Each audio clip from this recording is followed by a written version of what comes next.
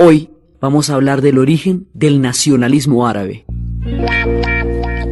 Mana mana mana mana mana mana mana mana mana mana mana mana mana mana mana mana وانا اللي خدعني لا ما لا ما لا ما لا ما لا ما.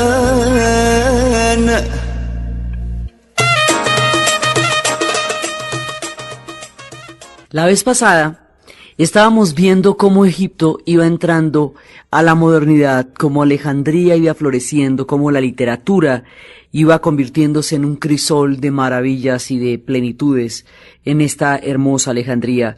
Estábamos viendo cómo el Cairo se convertía en un centro de conspiraciones y cómo Egipto entraba a ser un protectorado.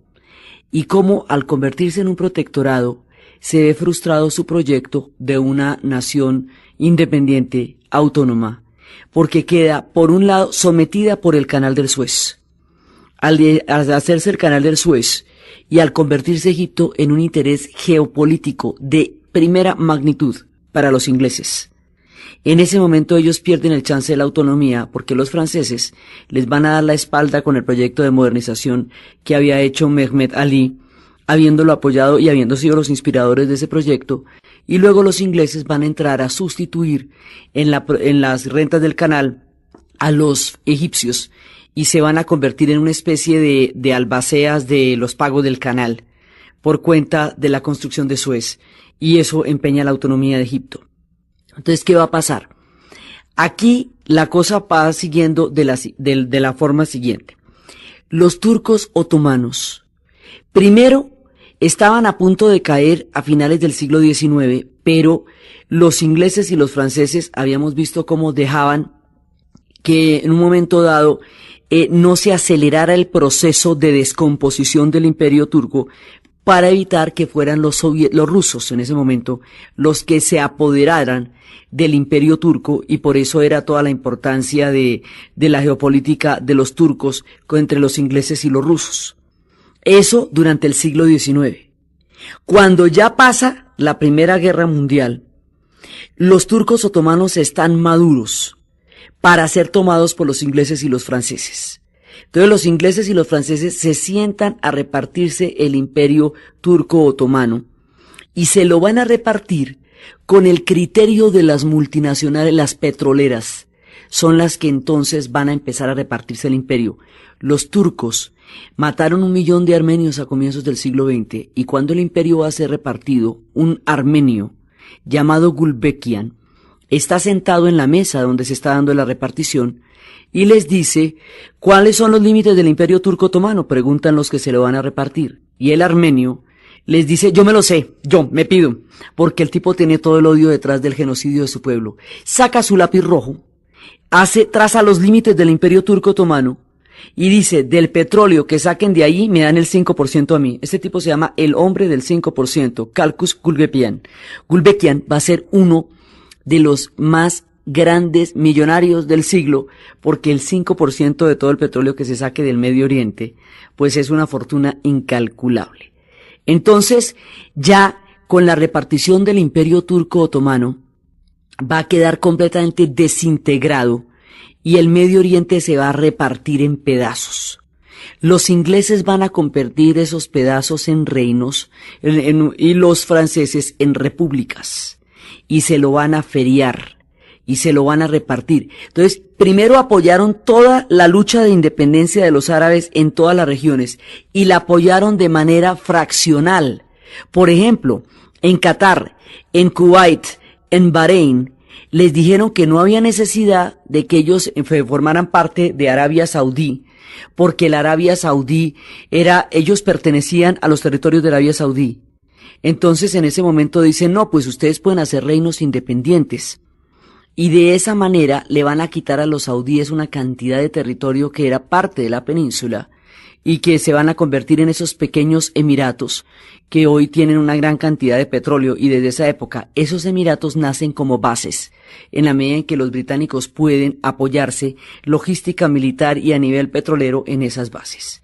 Ahí es cuando se la está repartiendo entre la Shell, la Anglo-Persian, todas las grandes multinacionales del petróleo, y ahí es cuando dice, me falta un pedacito, dice la Standard Oil, y le dan un pedacito de Kuwait, como para, pues, una cosita, ¿no? Kuwait formaba parte de Irak durante la época del Imperio Turco Otomano. Entonces, empiezan a repartírselos. Estas reparticiones son completamente arbitrarias. No corresponden a los pueblos en ellas contenidos. Sus límites son totalmente producto de una repartición de potencias extranjeras y de compañías petroleras, y no de la cultura de los árabes, que a través de una rebelión y de una lucha había llegado a las puertas de la independencia. Los árabes alcanzaron a entrar en Damasco, y un ejército de beduinos entró triunfal, y cuando el ejército de beduinos entró triunfal a Damasco, los franceses los sacaron de ahí y los aplastaron, y empezaron una represión contra todos los que habían hecho la rebelión, e impusieron un gobierno de corte francés mandado por los franceses. Entonces, digamos, la dinámica fue la siguiente: apoyar la rebelión, darle armas a la rebelión, y cuando la rebelión triunfa, y cuando la rebelión entra a tomar posesión de los países por los cuales, de los pueblos por los cuales pues, la rebelión se dio, les quitan el poder y se lo toman los ingleses y los franceses a través de la figura de los protectorados. Entonces van a poner reyes como ellos consideran, que en general son representantes de una minoría, para poder gobernar a una mayoría con el apoyo del ejército francés o del británico, según la zona. Es así como en Irak, por ejemplo, va a quedar un dirigente suní sobre un pueblo que es mayoritariamente chiita, pero apoyado por los británicos y en esa medida imposible de tumbar, bajo el sacrificio del Estado kurdo que se había prometido en la repartición del Imperio Turco Otomano.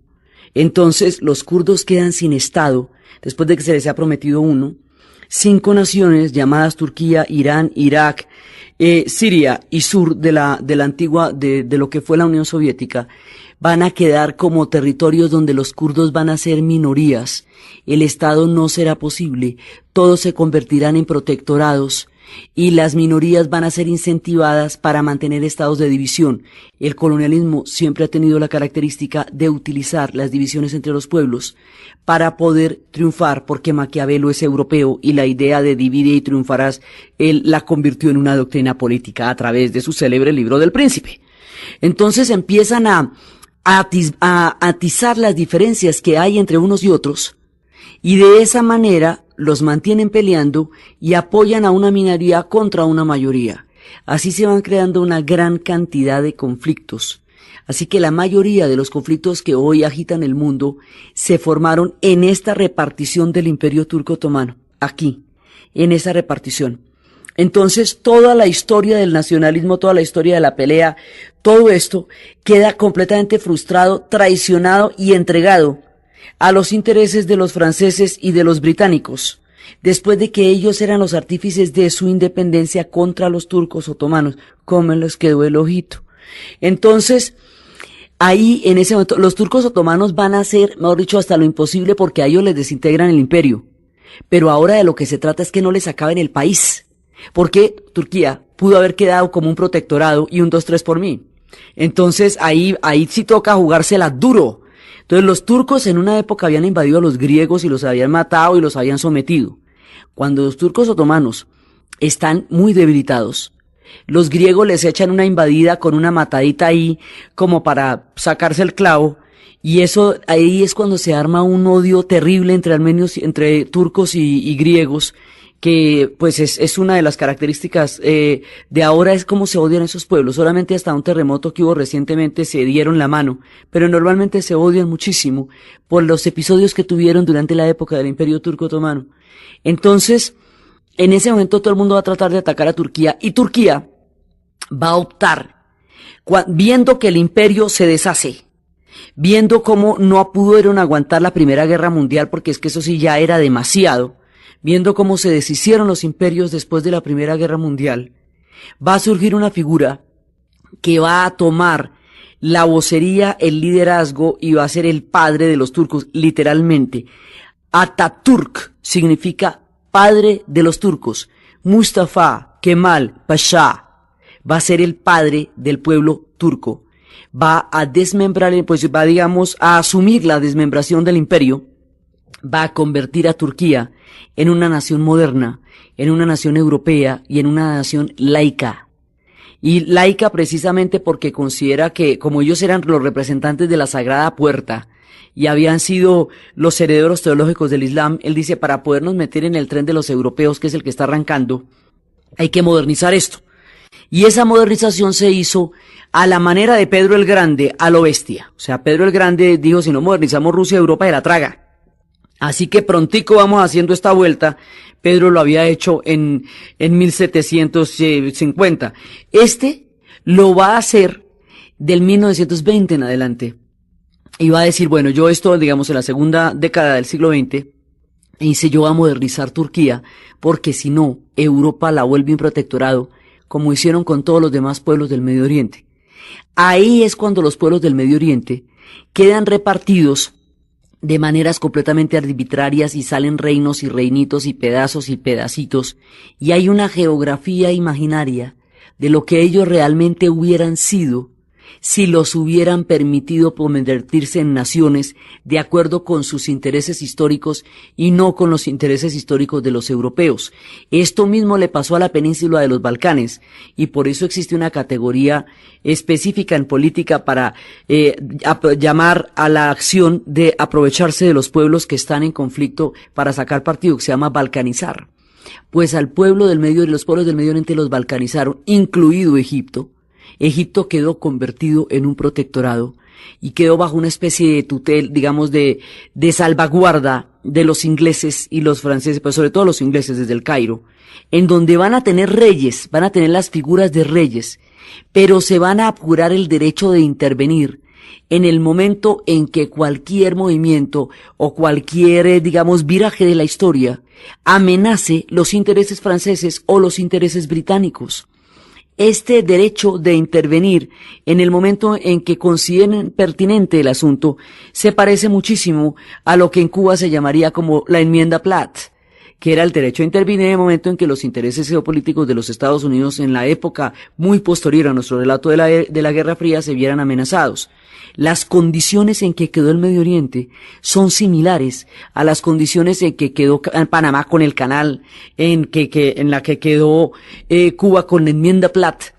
Digamos, hay una situación de interferencia disfrazada de un gobierno aparentemente autonómico que en realidad es la fachada de un protectorado, una figura en la cual están bajo el mandato británico, fundamentalmente, o bajo el mandato francés. Y cada uno va a aplastar las rebeliones que se hallan en su contra. Los franceses van a aplastar a los sirios y van a aplastar un montón de gente en Líbano y drusos, y es durante esas guerras, durante el tiempo en que se van a dar todas estas desarticulaciones gigantescas de pueblos, que van a llegar las grandes migraciones a Colombia, huyendo de estos repartos, de los protectorados y de esta época tan tensa y de la Primera Guerra Mundial. Van a llegar las gigantescas oleadas de libaneses a Colombia y a América Latina, 2 millones de los cuales están en el Brasil, y van a llegar muchos pueblos del Medio Oriente huyendo de una situación inviable, porque las cosas quedaron de una manera tan supremamente complicada que usted no sabía cómo iba a seguir adelante, usted y su familia, en este reparto geopolítico del Medio Oriente que significó la caída y la repartición del Imperio Turco Otomano.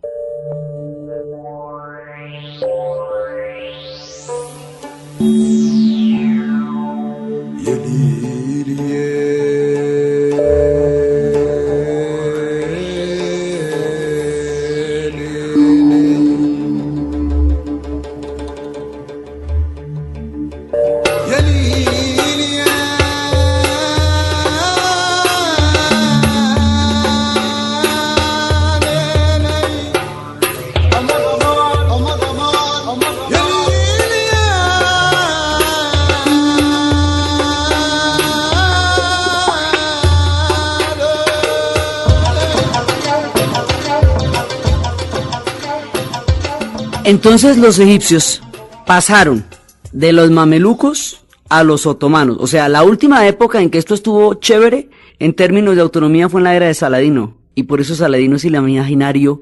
Saladino es el arquitecto del imaginario histórico del pueblo árabe. Porque el proyecto de lo que ellos consideran su geografía ideal, de lo que ellos consideraban unas naciones escogidas por ellos mismos, era el reino de Saladino. Era el reino que cubría Cairo, Damasco como eje, con la Palestina en la mitad. Ese es el imaginario árabe, Cairo, Damasco. Sí, por supuesto, eso implica Jordania, Palestina, implica esas tierras porque están en la llave entre Cairo y Damasco. Entonces, en ese momento, hubo el tiempo de autonomía de Saladino, y Saladino es el forjador de la cultura árabe y de la conciencia árabe dentro del mundo del Medio Oriente. Después de Saladino van a venir los mamelucos. Después de los mamelucos va a venir Mehmed Ali, que va a ser el gran modernizador y logra un periodo de esplendor. Pero él es el que va a estar a punto de lograr la autonomía para los egipcios. Y el gran juego geopolítico va a impedir que esa autonomía se pueda realizar. Al impedirlo, van a caer los turcos otomanos, porque Egipto estuvo bajo los turcos otomanos solamente que con una autonomía mameluca. Y al caer los turcos otomanos, entran los ingleses y los franceses a disputarse y a repartirse la zona. Los árabes quedan empeñados de la siguiente manera. Quedan empeñados con el petróleo, porque las compañías se han repartido la riqueza petrolera de los árabes antes de que se conviertan en naciones, en condiciones de control absoluto de la producción y de los precios, de manera que cuando los pueblos árabes entren en conocimiento de la importancia que tiene el petróleo para la revolución industrial y para la era industrial del siglo XX, ya sea demasiado tarde y ya estén empeñadísimos. Por eso se van a gastar la segunda mitad del siglo XX tratando de balancear las cargas y de apropiarse de los precios y del control de ese petróleo del que el mundo se nutre y del cual ellos derivaban solamente pobreza. El petróleo solo se sacaba de su suelo sin que a ellos les dejara nada, porque los contratos iniciales amarraban cualquier tipo de riqueza solamente para beneficio de los ingleses y de los franceses. Así fue que, digamos, ese era el objetivo del reparto del Imperio Turco Otomano, obtener el petróleo y la ruta hacia la India, y de esa manera completar el mapa colonial que había sobrevivido, digamos, en el siglo XIX ya se había repartido el África y la Indochina. Ahora faltaba el Imperio Turco Otomano, que durante el siglo XIX había estado, como estaba en manos de los turcos, pues no había podido ser intervenido por los ingleses y los franceses. Cuando lo disuelven, se echan el Imperio Turco Otomano también a la barriguita y les queda esa barriguita con África, con Indochina y con el Imperio Turco Otomano. Quedan absolutamente popochitos.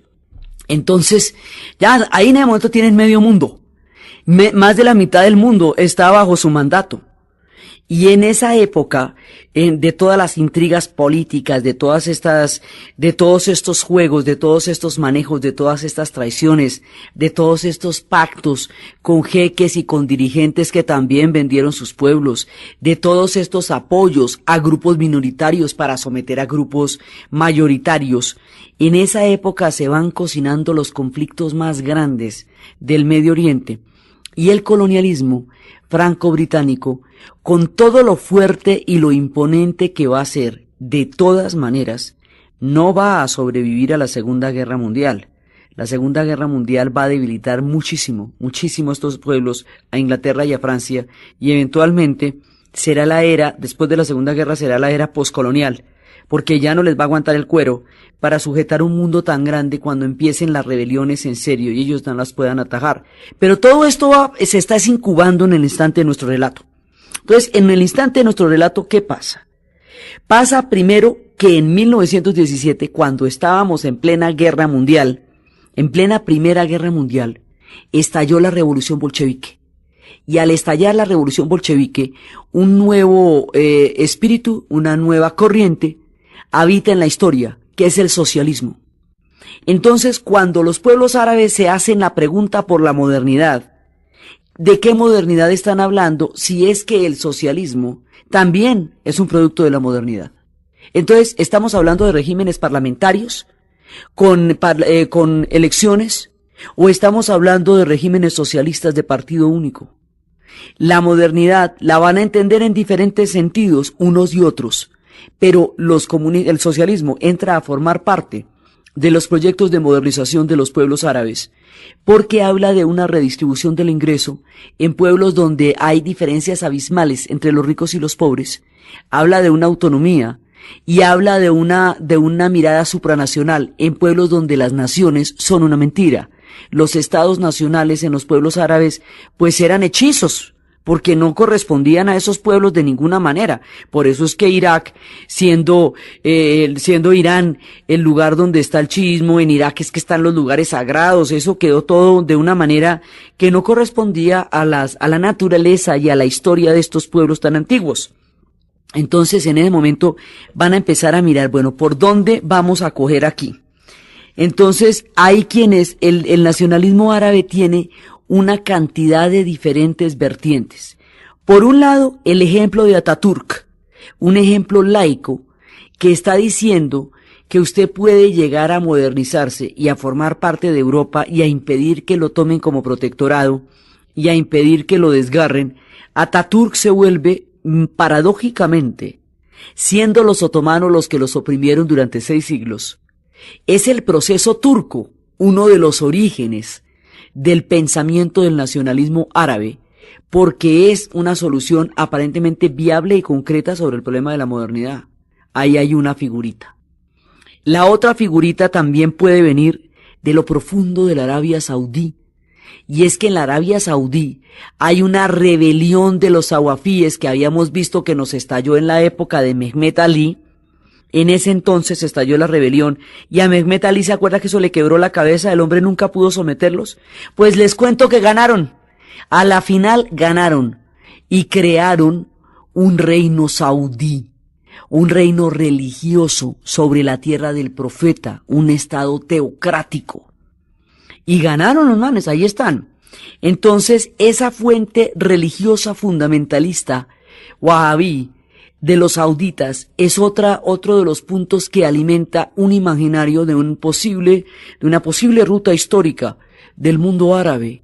Y allá, además, ellos van a tener una pelea con los ingleses muy grande, porque los ingleses van a convencer a esa cantidad de emiratos de que pacten por separado una existencia como naciones, mientras que Arabia Saudí los reclama a todos como territorios que eran suyos.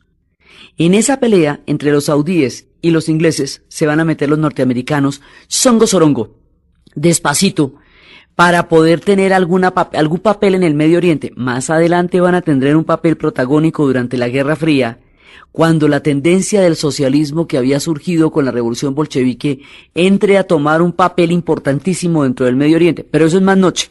Por ahora meten la manita sutilmente con la pelea que hay entre los británicos y los saudíes, para asegurar una presencia ahí, un apoyo a los saudíes y el petróleo de los saudíes que es tan chévere. Entonces ahí están entrando, digamos, suavecito, sin hacer mayor aspaviento, pero ahí están, por un lado. Entonces esa inspiración de los saudíes y de un reino teocrático es el origen de un movimiento que en Egipto va a ser muy importante después, que se llaman los hermanos musulmanes. O sea que hay un germen de un fundamentalismo religioso como reacción al reparto colonial. Hay otro proyecto de una modernización laica, que es el caso turco, como reacción al reparto colonial. O sea, cada uno va inventándose un cuento porque es que quedaron absolutamente empeñados. Entonces hay que buscarle una salida, porque la situación de protectorado de manera indefinida, con la explotación de todos los recursos, pues no es chévere. Eso sí no es chévere. Entonces están viendo a ver cómo la cogen, por dónde. Entonces hay una tendencia saudí, hay una tendencia turca y hay otra tendencia siria que se va a llamar como tal el panarabismo. Y que eso, digamos, el cuento es de 1910 y esa tendencia va a empezar a hablar de un imaginario, de un mundo árabe, de un mundo que va a ser, digamos, autonómico, que en el futuro lo van a ensayar y que va a determinar profundamente la historia del Medio Oriente, un poco más adelante en nuestro relato, y que va a tener en Egipto a su representante mayor, a su representante más grande y más poderoso, que va a ser Nasser. Ese panarabismo, que va a tener a su representante mayor en Nasser y que va a articular el mundo de los 50, se origina como doctrina en Siria en 1910. Entonces hay un proyecto panárabe, todavía no lo tenemos claro hasta cuando Nasser lo concrete, y el proyecto panárabe, adivine cuál va a ser. El reino de Saladino. Lo que más adelante se va a llamar la RAU, va a ser el reino de Saladino. O sea, la República Árabe Unida. Saladino es el árabe de la historia de los árabes. Y más adelante van a retomar la figura de este hombre en lo que él trazó como la posible historia de sus pueblos, para reclamarlo como la forma en que ellos conciben la autonomía. Entonces, en la historia las cosas no se pierden, eso se recupera para más adelante. Entonces, están viendo a ver cómo le hacen, de qué manera van a tratar de buscarle una salida a una situación en la cual quedaron, habiendo vendido la lora por no cargarla, se independizaron de los turcos, quedaron convertidos en protectorado, no controlan los precios del petróleo, tienen una pobreza ancestral, quedaron totalmente atrasados respecto a los proyectos de la modernidad. Digamos, se les volteó toda la torta de la historia y los tipos no supieron a qué horas les metieron semejantes goles tan impresionantes. Por eso es que los conflictos de ahora son muy serios, porque en esta época ya les metieron todos estos goles, estas figuritas ya se ensayaron, estos cuenticos ya se los echaron, pero además los mismos. Entonces, por supuesto, esta gente es irritable, porque cómo no. Entonces, resulta que viendo a ver cómo semejante maniobra la que les hicieron, van a empezar a buscar estas tres salidas, y estas tres salidas significa que cada cual va a buscar como puede una de estas tres alternativas históricas, a ver si poniéndonos de acuerdo logramos sacudirnos. Entonces, de aquí en adelante es el propósito histórico de ver cómo logran sobrevivir a la época de los protectorados y de qué manera van a encontrar una salida a una situación totalmente desventajosa desde el punto de vista que usted la vea. Habrá algunas élites que por su alianza con los pueblos coloniales, con Inglaterra y Francia, van a tener ventajas, riqueza, poder, pero los pueblos en general van a quedar repartidos, subordinados y bajo la mirada de los europeos, haciéndoles sentir que la civilización viene de Europa. Ahí es cuando empieza la subvaloración histórica de los pueblos no europeos. El colonialismo va a hacer que el eurocentrismo le convenza a la gente en la cabeza que civilización es la europea, que ellos son los que tienen el conocimiento y que todos los demás pueblos son atrasados. Esa sensación histórica es un rezago profundo del colonialismo y todavía gravita en la cultura del siglo XXI. Entonces, ahí es cuando les echan el cuento a los árabes, que es que ellos son atrasados, cuando estos tipos llevaban 5.000 años atravesando esos desiertos, si habían inventado las civilizaciones, la moda de andar a pie, la astronomía, la matemática y la física, y ahí es cuando empiezan a mirarlos, porque es que el colonialismo no solamente somete, sino que además discrimina. Hace sentir a las personas, estando en su casa, que son menos dignas de estar sentadas en la sala que el visitante que llegó a tomarse el apartamento. Por eso les decía que el colonialismo es como alguien que llegue a su casa, se siente en su sala, se coma lo de su nevera, y lo mire mal, y lo ponga a dormir en el cuarto de atrás. Entonces, si me va a pegar, no me regañe. Entonces, frente a esto, va a haber una cantidad, digamos, de intentos, de reacciones, y va a haber situaciones históricas profundamente complejas que van a alterar la historia del siglo XX y la historia del Medio Oriente sin que se generen en el Medio Oriente, pero que sí los van a afectar. Estaríamos en las puertas de la Segunda Guerra Mundial.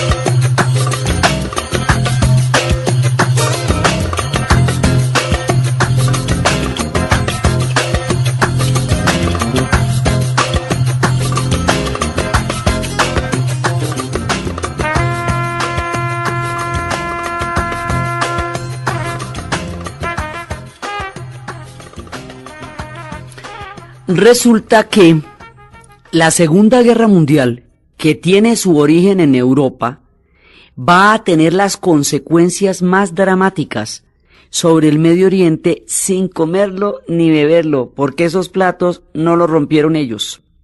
¿Cómo? Hay una doble promesa de los británicos. Los británicos le prometieron a la comunidad, la corona británica, le prometió a la comunidad judía internacional que en la tierra llamada Palestina existiría el Estado de Israel. Y a eso lo llamaron la decisión Balfour en 1917. La corona británica le prometió a los árabes que en la tierra llamada Palestina existiría un Estado árabe en 1920 durante la repartición del Imperio Turco Otomano. Y cada uno de ellos llegó con su compraventa de lote, como cualquier urbanizador pirata, a reclamarle que a mí me vendieron este lote y que a mí también, y en esa época no existían esos letreros que hoy existen aquí de este lote no está en venta. Se portaron como los urbanizadores pirata y se metieron en la grande porque cogieron y le prometieron a dos pueblos la misma tierra. Y cada uno llegó con sus reclamaciones. Esa tierra estaba en manos de los árabes porque los judíos fueron expulsados de allá por los romanos en el año 70, en los tiempos de Tito Livio. Así que no habían existido allá durante 2000 años, habían estado en una diáspora en el mundo europeo, en Alemania los ashkenazis al este del Rin y en España los sefardíes, de donde fueron expulsados también en 1500 y se fueron por otros lados. Pero el asunto es que la historia judía se vuelve europea desde la expulsión del templo. Ahora tienen la promesa de un Estado. Después de 2000 años de antisemitismo, después de todas las persecuciones, después de todo el medioevo, donde los culparon de la muerte de Cristo, de la peste de la Edad Media, donde los quemaron, después del Renacimiento, donde al volverse los banqueros los discriminaban por ser banqueros, después de la Ilustración, donde no se aceptaba su ser judío como compatible con el ser ciudadano francés, después de la affaire Dreyfus, donde al capitán Dreyfus lo degradaron acusándolo de traicionar a Francia en la guerra de Alsacia y Lorena, y después se descubre que el tipo era inocente y que solamente fue acusado por el delito de ser judío, que se había convertido el delito entre el antisemitismo europeo. Después de la affaire Dreyfus, los judíos llegaron a la conclusión de que si ellos no tenían un Estado, no los iban a dejar en paz, y se van a reunir en Basilea, Suiza, en 1896, para establecer un juramento. Ese juramento se va a llamar Sion, y quiere decir que ellos van a enfilar todas las fuerzas y todos los espíritus para crear el Estado de Israel. Y Teodoro Herzl, que era en la época de la affaire Dreyfus un corresponsal húngaro, judío, que cubrió el affair, va a ser el arquitecto, el creador del imaginario del Estado de Israel, Teodoro Herzl. Esto quiere decir que el tipo se inventa cómo van a hablar, dónde va a quedar, todo eso lo inventa en la cabeza. Hay un destino manifiesto, hay un propósito.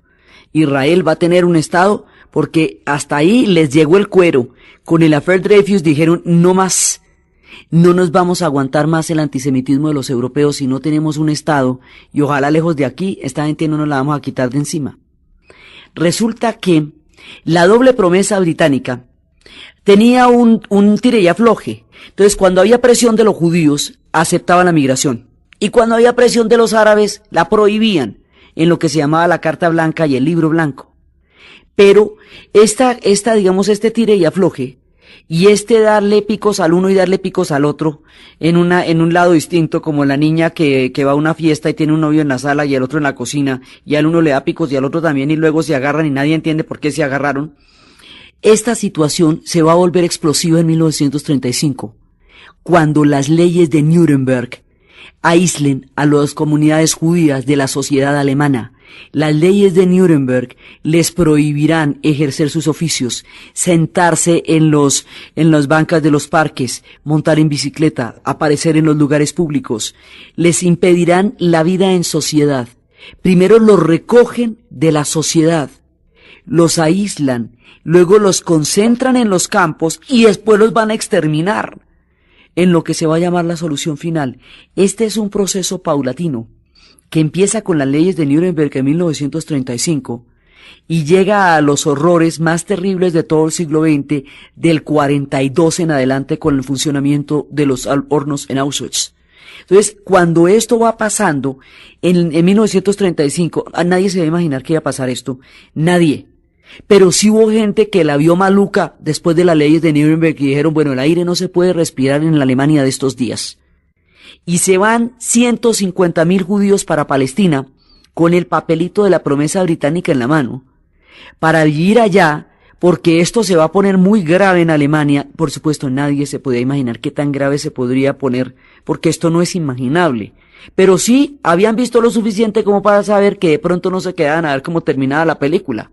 Cuando llega todo este combo a Palestina, la correlación de población entre los árabes y los judíos empieza a cambiar notablemente, y los árabes dicen, aquí qué es lo que está pasando. O sea, ¿cómo es posible que estas tierras empiecen a verse, digamos, alteradas en su régimen de población por la llegada de tanta gente que además va a ser cada vez más y cada vez más?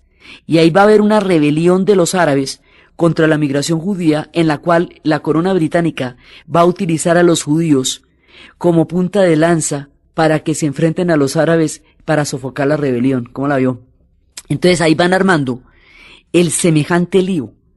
Y ya en el momento en que lleguen, cuando ya pase el Holocausto, cuando lo peor haya sucedido, y cuando lleguen estos barcos procedentes de Auschwitz, de Buchenwald, de Treblinka, y se hundan en el Mediterráneo, porque no hay quien reciba a los judíos porque no pertenecen a ningún estado, empiezan los europeos a mirar de frente su karma. El Holocausto es el resultado del antisemitismo de 2000 años. No solamente lo produjeron el exterminio nazi, sino el silencio y el antisemitismo de muchos pueblos europeos que se callaron, que se silenciaron, que permitieron las estrellas amarillas, que voltearon a mirar para otro lado en el momento en que estaban siendo masacrados los judíos. La realidad histórica de la responsabilidad por omisión o por causa o por agresión del Holocausto sacude la conciencia europea de una manera terrible y hace que la creación del Estado de Israel se vaya a volver un asunto de vida o muerte.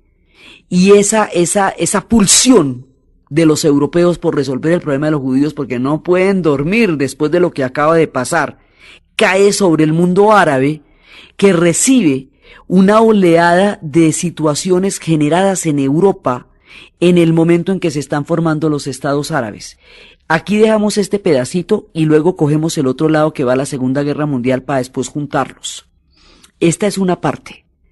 Y de aquí arrancan todos los conflictos en que se va a haber metido Egipto y en que se van a haber metidos todos.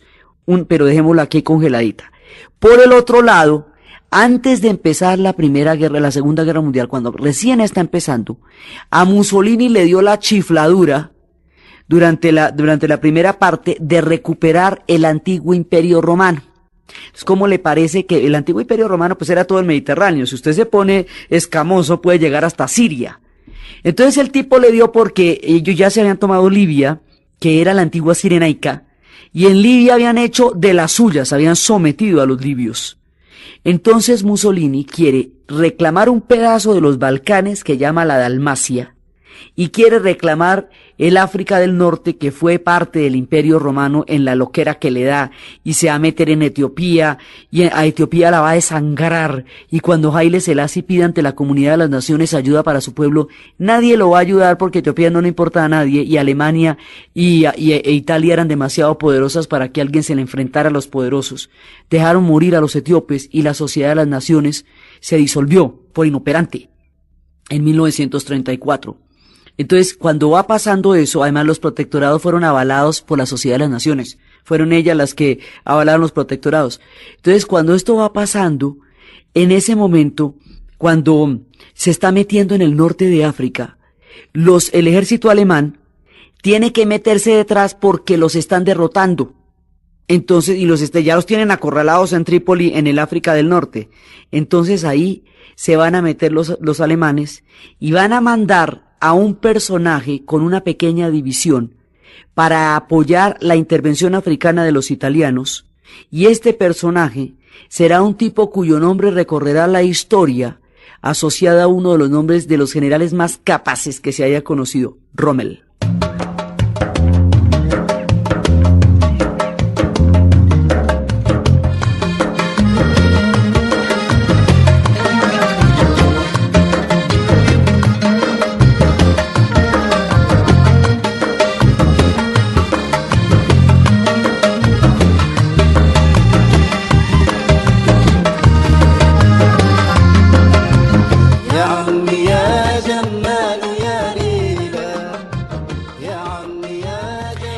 Entonces, el asunto es el siguiente. La Segunda Guerra Mundial le va a caer encima al norte del África y por lo tanto Egipto. Porque tienen, las tropas italianas están acosadas en Trípoli. Entonces mandan a Rommel. A Rommel lo mandan para que defienda Trípoli. No más. Para que no se mueva. Pero el tipo tiene una iniciativa militar impresionante y empieza a entender que el mar y el desierto son geografías similares y que la guerra en el Sahara es como la guerra en el mar, y va a utilizar los tanques como barcos y va a crear una estrategia que se va a convertir en una estrategia tan supremamente impactante que lo van a llamar el zorro del desierto, y lo que va a hacer es los Africa Corps van a avanzar por el África para poder apoyar, en principio apoyando a los italianos. ¿Contra quién? Contra los ingleses y los franceses. Los ingleses y los franceses tienen que apoyar esa zona porque esa zona es importantísima para ellos. Y ellos van, después más adelante van a llamar a Montgomery para llevar las rotas del desierto y se van a dar duro y parejo. El zorro del desierto, que es Rommel, contra las ratas del desierto, que va a ser Montgomery, y se van a dar durísimo ahí. Y ahí va a estar, primero, Rommel avanza, no solamente sobre Trípoli, sino que se va a tomar Tobruk, la fortaleza de Tobruk. Y esa noche a Churchill le da un dolorón de cabeza, dice que es una de las noches más espantosas que ha pasado cuando le dijeron que que había caído Tobruk. Y va a ser el Alamein. Y ahí ya van a llegar, entonces ahí van a llegar a Egipto y van a llegar a las puertas del Cairo. Y van directamente para el mero canal del Suez. Imagínese a la hora que el ejército alemán se hubiera tomado el canal de Suez, lo que eso le hubiera significado a los ingleses. Pero imagínate tú. Entonces ahí es cuando Churchill se jala los 3 pelos que tiene, y es cuando manda a Montgomery y le dice, bueno, papito, usted tiene que recuperar eso, pero ya, porque no podemos permitirlo. La estrategia de Rommel era llegar a Rusia a través del Medio Oriente. Y era una estrategia que era más viable todavía, pues era mucho más viable que la invasión que hicieron, pero a Hitler no le importaba el África del Norte, mientras que para los ingleses y los franceses el África del Norte era importantísima. Esta guerra no va a involucrar a los beduinos, no va a involucrar a los árabes, porque no es su guerra. Los beduinos en el desierto ven como los tanques del Africa Corps se enfrentan a los tanques de los ingleses de las ratas del desierto, como quien ve pasar el París-Dakar. Sentaditos frescos viendo cómo pasan los tanques por ahí, pasan los tanques por allá, y se dan durísimos, con esas temperaturas de 50 grados que fritaban los huevos sobre la cubierta de los tanques. Sí, y esto los veían ahí, mira estos cómo se cascan de bueno. A nosotros nos da lo mismo, decían los árabes, porque es que imagínense, si los alemanes ganan, pues bueno, ganan los alemanes. No nos molesta que a los ingleses les den, porque es que como el colonialismo franco-británico, si derrotan a los franceses, pues chévere para los sirios. Si derrotan a los ingleses, pues chévere para los egipcios. Entonces ellos se sientan a mirar ese París-Dakar bastante violento, pero que no es su guerra. Y finalmente el resultado de eso a ellos no les afecta, porque ya están empezando a entender, tanto los árabes como los africanos, que el europeo que gane no hace diferencia. Total, son europeos. Entonces, ahí ven pasar su París-Dakar en el Africa Corps. La guerra en el Africa Corps fue una guerra entre soldados, fue una guerra entre guerreros, donde se enfrentaron tanques contra tanques, los Sherman contra los Panzers. En esta guerra fue el único frente de invasión de los alemanes, donde no se produjo atrocidades, donde no se produjo campos de concentración. Rommel era un guerrero, era un militar de marca mayor, pero no era un sanguinario ni era un asesino. El honor militar de Rommel, con el honor militar de Montgomery, con el tratamiento que se dio a los prisioneros en el África del Norte, va a hacer que Rommel sea escogido por el alto mando alemán, por la parte prusiana del alto mando alemán, como aquel que podría negociar una paz con los aliados en el momento en que estaba terminando la guerra, y con él van a encabezar el complot de julio para matar a Hitler y para poder negociar con los aliados una paz, en lugar de esperar a que Alemania capitulara, porque si Alemania capitulaba como Hitler quería, era la destrucción absoluta del país, como realmente sucedió. Entonces Rommel era un tipo que militarmente hablando estaba a salvo de todo honor porque, digamos, porque había sido un guerrero. Estas guerras del África del Norte fueron entre soldados, no cogieron a la población civil y la asesinaron como hicieron en Lídice, como hicieron en Polonia, como hicieron en toda Europa. Es como de las últimas guerras donde están agarrando los soldados unos con otros y se matan es los soldados. Pero esto no tiene que ver con Egipto, aunque estén en las meras puertas del Cairo, aunque hayan estado en el Alamein, es la fase africana de la Segunda Guerra Mundial, la fase norafricana, que no tiene que ver con ellos, pero los resultados sí van a alterar toda la geopolítica. Entonces, por un lado, pasan las tropas acá. Rommel finalmente va a ser derrotado no por los ingleses, no por los tanques, no militarmente, sino que se le acaba la gasolina. Hitler no le para bolas, no le va a mandar gasolina. Y al no mandarle gasolina, pues los tanques se van a quedar sin cómo moverse. El tipo lo que hacía era unas retiradas espectaculares, armaba unos tierreros que parecía que por ahí vinieran 400 elefantes y eran 2 tanques. Lo que era un prestidigitador de la arena del desierto. Entonces este tipo se queda sin gasolina, la división ya no puede seguir adelante y se va a perder, el África del Norte se pierde por física falta de apoyo y falta de credibilidad de Hitler en la importancia del África del Norte dentro de la geopolítica de lo que estaban haciendo en ese momento. Entonces por ahí pasó el Alamein, por ahí pasó Tobruk, que era en la frontera, van a llegar hasta las puertas del Cairo, pero no se van a tomar el canal del Suez.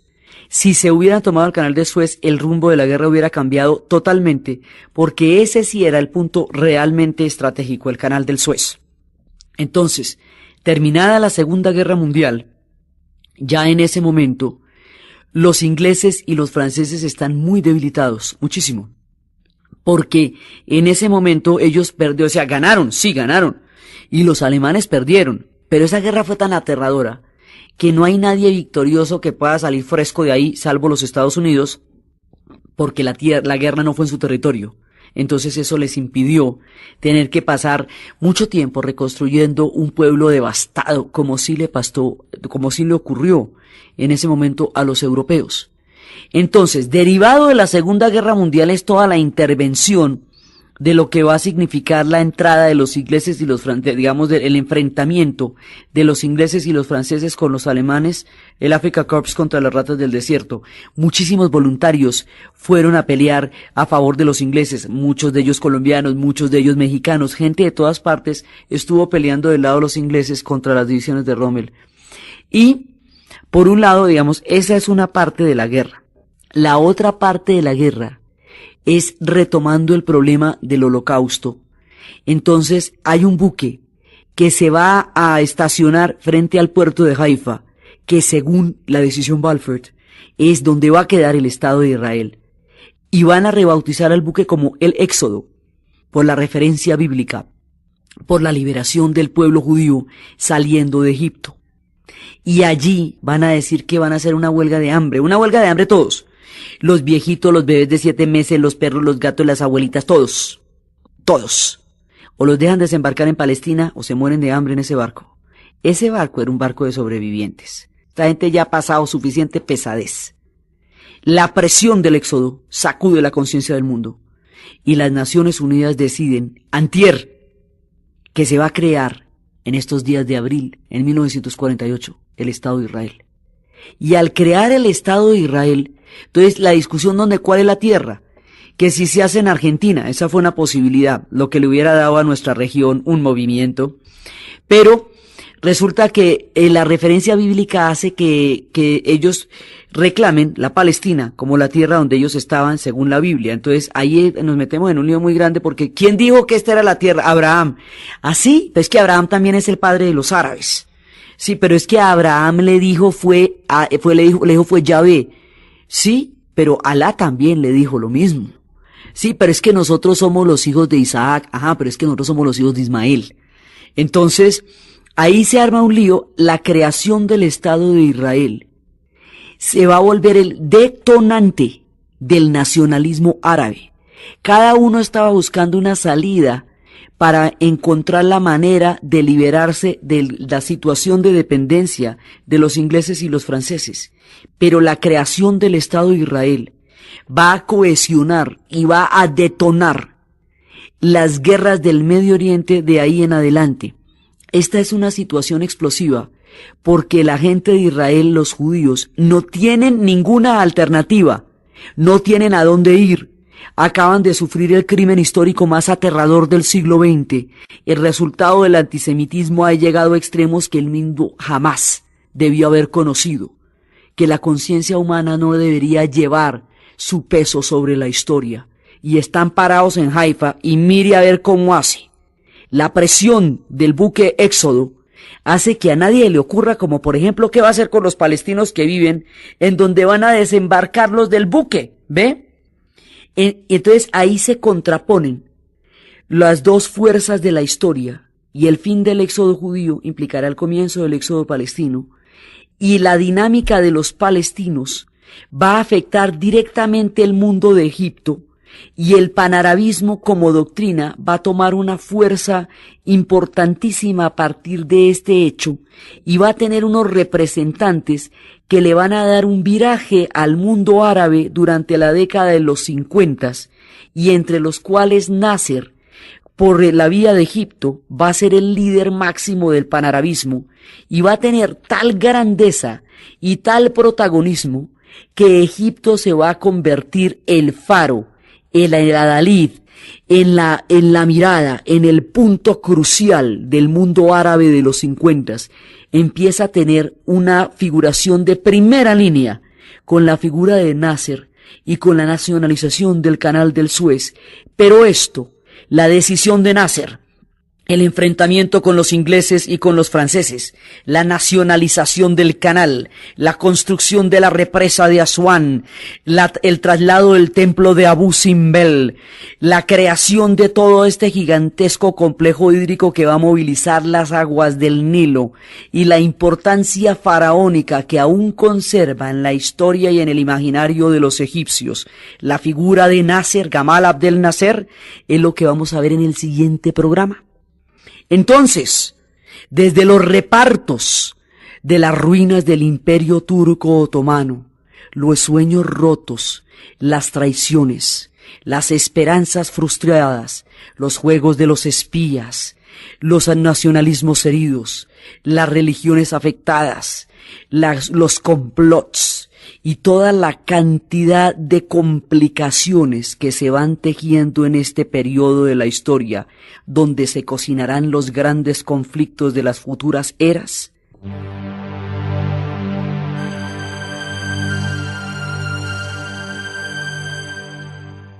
A esos pueblos de ninguna manera. Por eso es que Irak, siendo Irán el lugar donde está el chiismo, en Irak es que están los lugares sagrados, eso quedó todo de una manera que no correspondía a la naturaleza y a la historia de estos pueblos tan antiguos. Entonces, en ese momento van a empezar a mirar, bueno, ¿por dónde vamos a coger aquí? Entonces, hay quienes, el nacionalismo árabe tiene una cantidad de diferentes vertientes. Por un lado, el ejemplo de Atatürk, un ejemplo laico que está diciendo que usted puede llegar a modernizarse y a formar parte de Europa y a impedir que lo tomen como protectorado y a impedir que lo desgarren.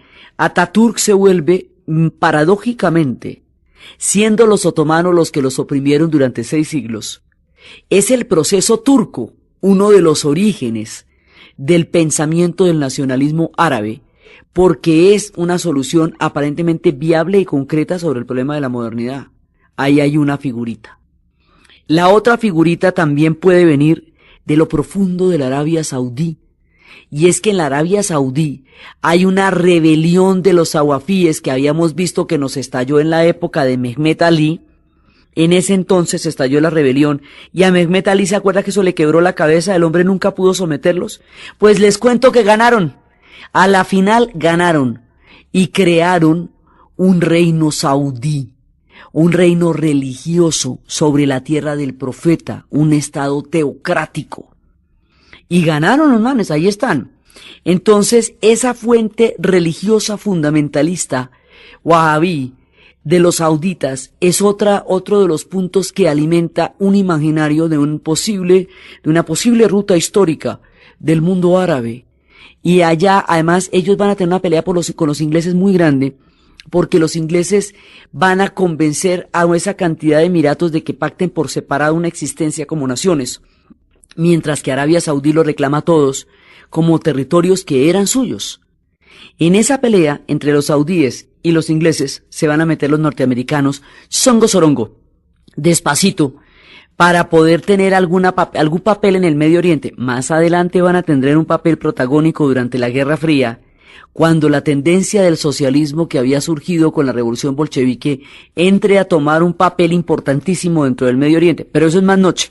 Por ahora meten la manita sutilmente con la pelea que hay entre los británicos y los saudíes, para asegurar una presencia ahí, un apoyo a los saudíes y el petróleo de los saudíes que es tan chévere.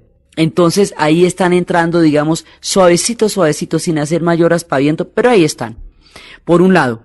Entonces esa inspiración de los saudíes y de un reino teocrático es el origen de un movimiento que en Egipto va a ser muy importante después, que se llaman los hermanos musulmanes. O sea que hay un germen de un fundamentalismo religioso como reacción al reparto colonial. Hay otro proyecto de una modernización laica, que es el caso turco, como reacción al reparto colonial. O sea, cada uno va inventándose un cuento, porque es que quedaron absolutamente empeñados. Entonces esto hay que buscarle una salida, porque la situación de protectorado de manera indefinida, con la explotación de todos los recursos, pues no es chévere. Eso sí no es chévere. Entonces están viendo a ver cómo la cogen, por dónde. Entonces hay una tendencia saudí, hay una tendencia turca y hay otra tendencia siria que se va a llamar como tal el panarabismo.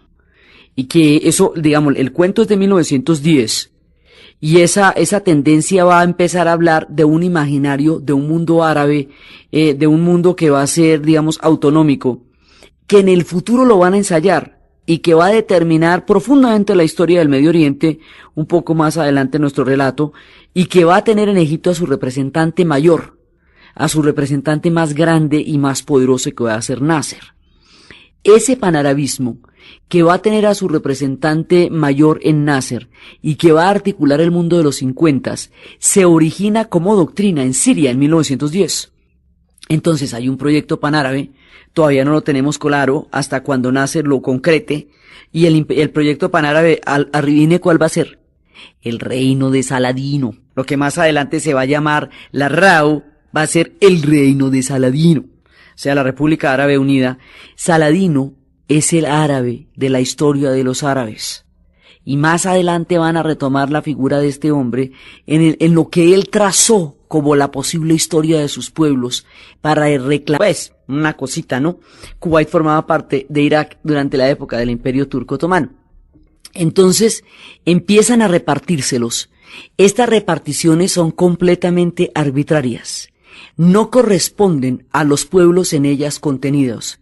Sus límites son totalmente producto de una repartición de potencias extranjeras y de compañías petroleras, y no de la cultura de los árabes, que a través de una rebelión y de una lucha había llegado a las puertas de la independencia.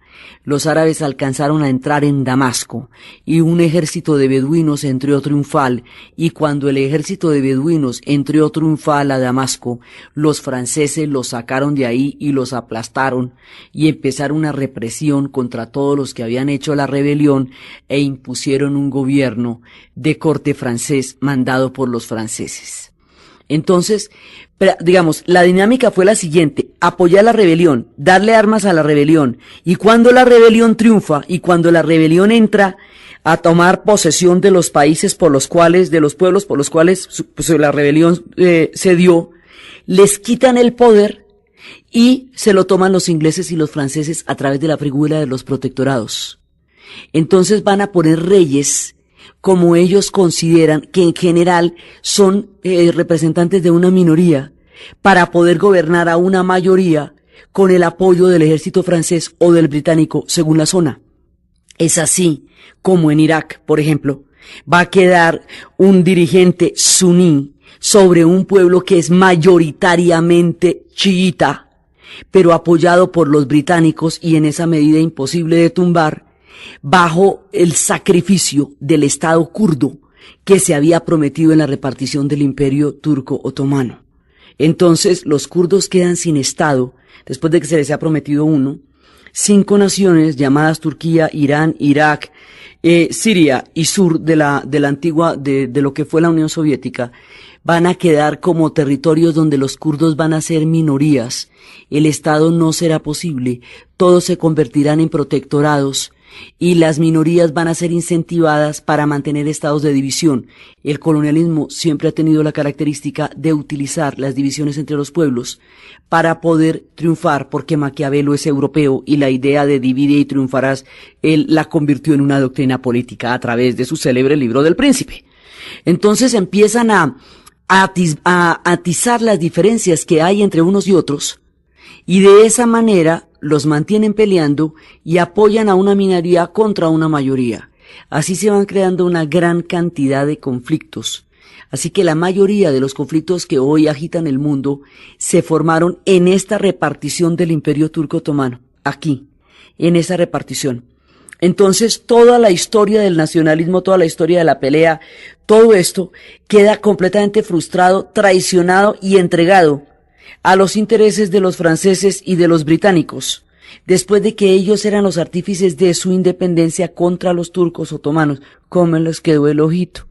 Entonces, ahí en ese momento los turcos otomanos van a hacer, mejor dicho, hasta lo imposible porque a ellos les desintegran el imperio.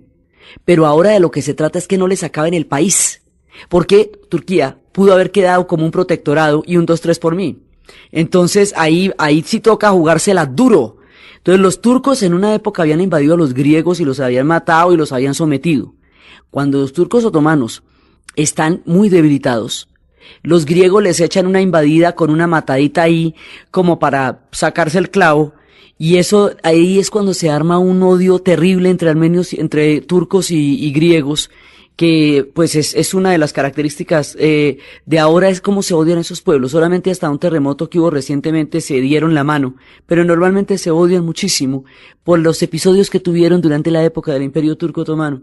Entonces, en ese momento todo el mundo va a tratar de atacar a Turquía, y Turquía va a optar, viendo que el imperio se deshace, viendo cómo no pudieron aguantar la Primera Guerra Mundial, porque es que eso sí ya era demasiado, viendo cómo se deshicieron los imperios después de la Primera Guerra Mundial, va a surgir una figura que va a tomar la vocería, el liderazgo, y va a ser el padre de los turcos, literalmente.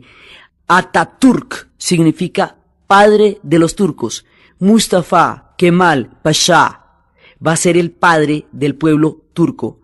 Va a desmembrar, pues va, digamos, a asumir la desmembración del imperio, va a convertir a Turquía en una nación moderna, en una nación europea y en una nación laica. Era el reino de Saladino, era el reino que cubría Cairo, Damasco como eje, con la Palestina en la mitad. Ese es el imaginario árabe, Cairo, Damasco. Sí, por supuesto, eso implica Jordania, Palestina, implica esas tierras porque están en la llave entre Cairo y Damasco. Entonces, en ese momento, hubo el tiempo de autonomía de Saladino, y Saladino es el forjador de la cultura árabe y de la conciencia árabe dentro del mundo del Medio Oriente. Después de Saladino van a venir los mamelucos. Después de los mamelucos va a venir Mehmed Ali, que va a ser el gran modernizador y logra un periodo de esplendor, pero él es el que va a estar a punto de lograr la autonomía para los egipcios, y el gran juego geopolítico va a impedir que esa autonomía se pueda realizar. Al impedirlo, van a caer los turcos otomanos, porque Egipto estuvo bajo los turcos otomanos solamente que con una autonomía mameluca, y al caer los turcos otomanos entran los ingleses y los franceses a disputarse y a repartirse la zona.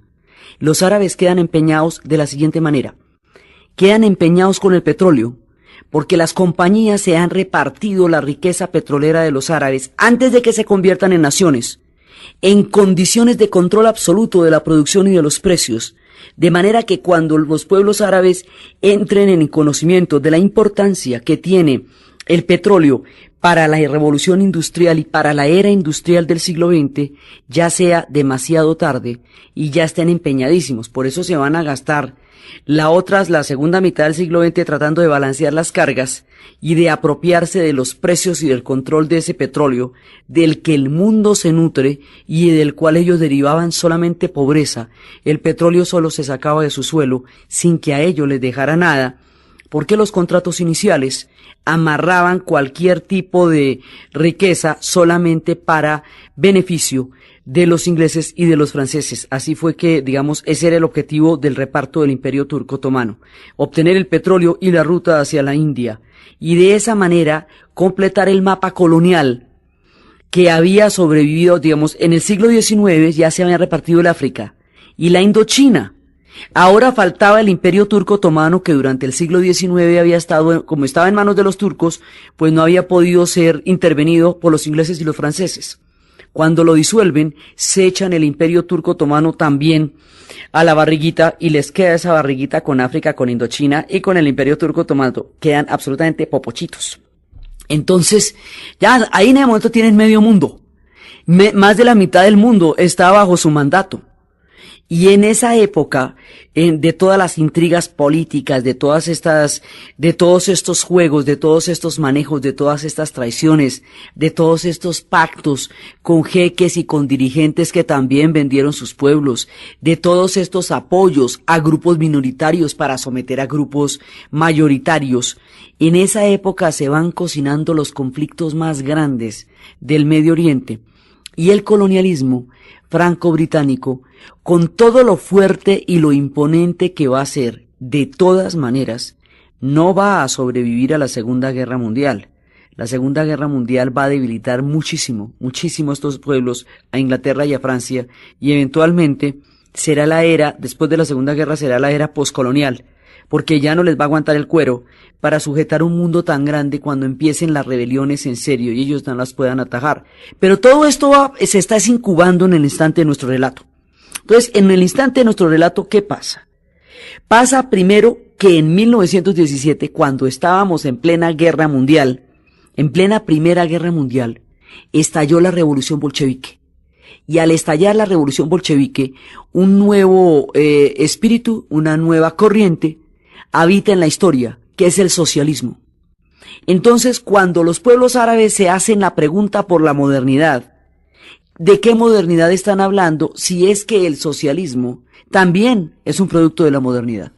Entonces, estamos hablando de regímenes parlamentarios, con elecciones, o estamos hablando de regímenes socialistas de partido único. La modernidad la van a entender en diferentes sentidos unos y otros, pero el socialismo entra a formar parte de los proyectos de modernización de los pueblos árabes, porque habla de una redistribución del ingreso en pueblos donde hay diferencias abismales entre los ricos y los pobres, habla de una autonomía y habla de una mirada supranacional en pueblos donde las naciones son una mentira. Los estados nacionales en los pueblos árabes pues eran hechizos, porque no correspondían. Hoy vamos a hablar del origen del nacionalismo árabe. Mana mana mana mana mana mana mana mana mana mana mana mana mana mana mana mana وانا اللي خدعني لا ما لا ما لا ما لا ما لا ما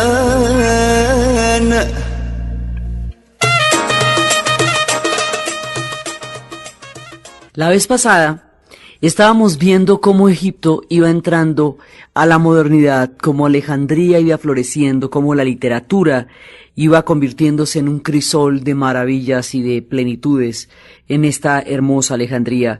Estábamos viendo cómo el Cairo se convertía en un centro de conspiraciones y cómo Egipto entraba a ser un protectorado. Y cómo al convertirse en un protectorado se ve frustrado su proyecto de una nación independiente, autónoma, porque queda, por un lado, sometida por el Canal del Suez. Al hacerse el Canal del Suez y al convertirse Egipto en un interés geopolítico de primera magnitud para los ingleses. En ese momento ellos pierden el chance de la autonomía porque los franceses les van a dar la espalda con el proyecto de modernización que había hecho Mehmed Ali, habiéndolo apoyado y habiendo sido los inspiradores de ese proyecto, y luego los ingleses van a entrar a sustituir en las rentas del canal a los egipcios y se van a convertir en una especie de albaceas de los pagos del canal por cuenta de la construcción de Suez, y eso empeña la autonomía de Egipto. Entonces, ¿qué va a pasar? Aquí la cosa va siguiendo de la forma siguiente. Los turcos otomanos, primero, estaban a punto de caer a finales del siglo XIX, pero los ingleses y los franceses habíamos visto cómo dejaban que en un momento dado no se acelerara el proceso de descomposición del imperio turco para evitar que fueran los rusos en ese momento los que se apoderaran del imperio turco, y por eso era toda la importancia de la geopolítica de los turcos entre los ingleses y los rusos. Eso durante el siglo XIX. Cuando ya pasa la Primera Guerra Mundial, los turcos otomanos están maduros para ser tomados por los ingleses y los franceses. Entonces los ingleses y los franceses se sientan a repartirse el imperio turco otomano y se lo van a repartir con el criterio de las multinacionales, las petroleras. Son las que entonces van a empezar a repartirse el imperio. Los turcos mataron 1 millón de armenios a comienzos del siglo XX, y cuando el imperio va a ser repartido, un armenio llamado Gulbenkian está sentado en la mesa donde se está dando la repartición y les dice: ¿cuáles son los límites del imperio turco otomano? Preguntan los que se lo van a repartir. Y el armenio les dice: yo me lo sé, yo me pido, porque el tipo tiene todo el odio detrás del genocidio de su pueblo. Saca su lápiz rojo, traza los límites del imperio turco otomano y dice: del petróleo que saquen de ahí me dan el 5% a mí. Este tipo se llama el hombre del 5%, Kalkus Gulbenkian. Gulbenkian va a ser uno de los más grandes millonarios del siglo, porque el 5% de todo el petróleo que se saque del Medio Oriente, pues es una fortuna incalculable. Entonces, ya con la repartición del imperio turco otomano, va a quedar completamente desintegrado y el Medio Oriente se va a repartir en pedazos.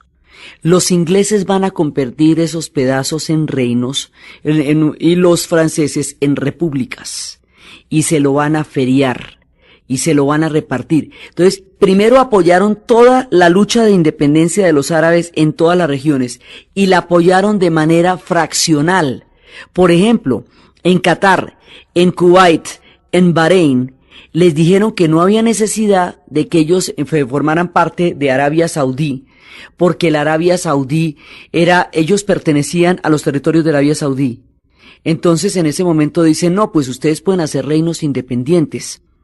Y de esa manera le van a quitar a los saudíes una cantidad de territorio que era parte de la península y que se van a convertir en esos pequeños emiratos que hoy tienen una gran cantidad de petróleo, y desde esa época esos emiratos nacen como bases en la medida en que los británicos pueden apoyarse logística militar y a nivel petrolero en esas bases.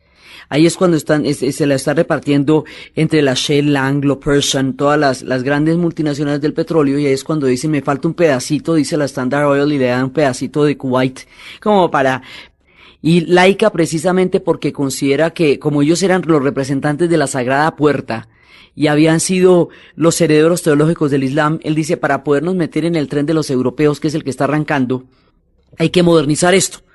Y esa modernización se hizo a la manera de Pedro el Grande, a lo bestia. O sea, Pedro el Grande dijo: si no modernizamos Rusia, Europa se la traga. Así que prontico vamos haciendo esta vuelta. Pedro lo había hecho en 1750. Lo va a hacer del 1920 en adelante. Y va a decir: bueno, yo esto, digamos, en la segunda década del siglo XX, y dice: yo voy a modernizar Turquía, porque si no, Europa la vuelve un protectorado, como hicieron con todos los demás pueblos del Medio Oriente. Ahí es cuando los pueblos del Medio Oriente quedan repartidos de maneras completamente arbitrarias y salen reinos y reinitos y pedazos y pedacitos, y hay una geografía imaginaria de lo que ellos realmente hubieran sido si los hubieran permitido convertirse en naciones de acuerdo con sus intereses históricos y no con los intereses históricos de los europeos. Esto mismo le pasó a la península de los Balcanes y por eso existe una categoría específica en política para llamar a la acción de aprovecharse de los pueblos que están en conflicto para sacar partido, que se llama balcanizar. Pues al pueblo del Medio, los pueblos del Medio Oriente los balcanizaron, incluido Egipto. Egipto quedó convertido en un protectorado y quedó bajo una especie de tutela, digamos, de salvaguarda de los ingleses y los franceses, pero sobre todo los ingleses desde el Cairo, en donde van a tener reyes, van a tener las figuras de reyes, pero se van a apurar el derecho de intervenir en el momento en que cualquier movimiento o cualquier, digamos, viraje de la historia amenace los intereses franceses o los intereses británicos.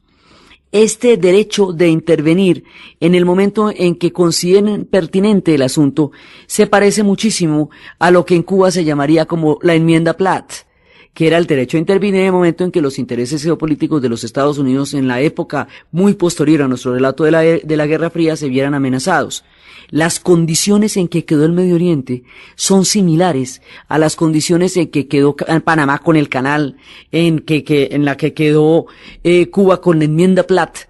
Digamos, hay una situación de interferencia disfrazada de un gobierno aparentemente autonómico que en realidad es la fachada de un protectorado, una figura en la cual están bajo el mandato británico, fundamentalmente, o bajo el mandato francés.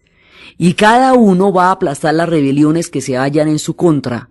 Los franceses van a aplastar a los sirios y van a aplastar un montón de gente en Líbano y drusos, y es durante esas guerras, durante el tiempo en que se van a dar todas estas desarticulaciones gigantescas de pueblos, que van a llegar las grandes migraciones a Colombia, huyendo de estos repartos, de los protectorados y de esta época tan tensa y de la Primera Guerra Mundial. Van a llegar las gigantescas oleadas de libaneses a Colombia y a América Latina, 2 millones de los cuales están en el Brasil, y van a llegar muchos pueblos del Medio Oriente huyendo de una situación inviable, porque las cosas quedaron de una manera tan supremamente complicada que usted no sabía cómo iba a seguir adelante, usted y su familia, en este reparto geopolítico del Medio Oriente que significó la caída y la repartición del Imperio Turco Otomano.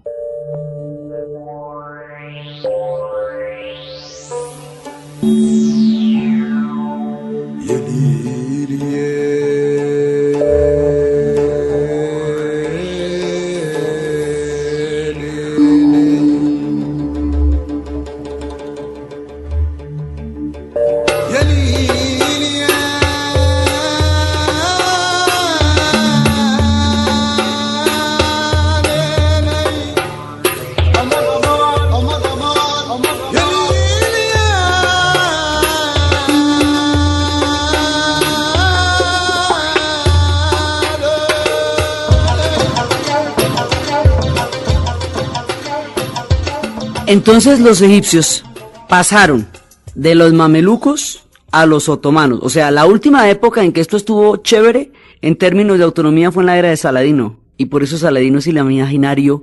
Saladino es el arquitecto del imaginario histórico del pueblo árabe.